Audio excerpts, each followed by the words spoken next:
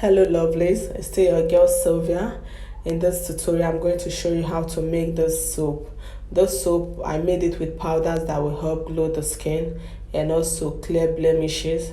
If you're having pimples and dark spots and suffering from acne, the soap will help over time. Please don't forget to hit the subscribe button if it's your first time, and if you're a returning subscriber, thank you so much for stopping by. So let's get started.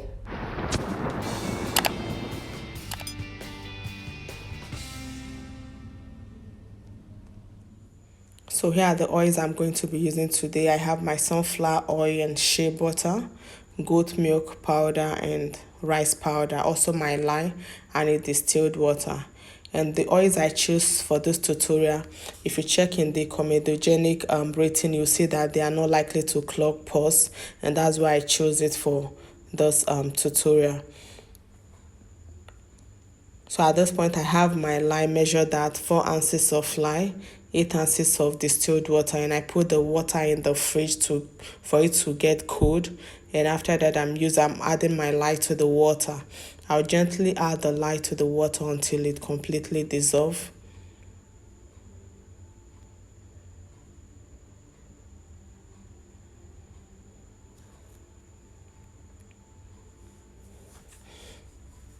Then I mix my oil together, the sunflower and the shea butter. And after the lye dissolves, I pour it into the oil. So you will notice that I did not melt the shea butter before adding the lye solution to it. This is because the lye solution is very hot, so it will help in melting the shea butter. And that's exactly what I'm doing. Then with my hand blender, I'm gently blending it to be able to break the lumps.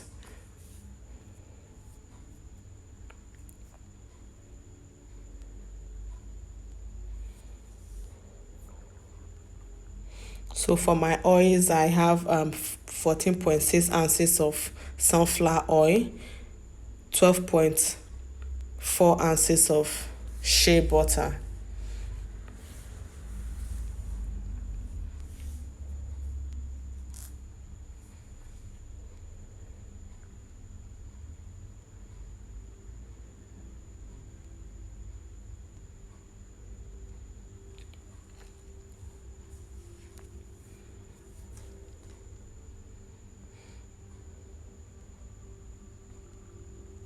So after the shea butter is completely melted, then I added my powder.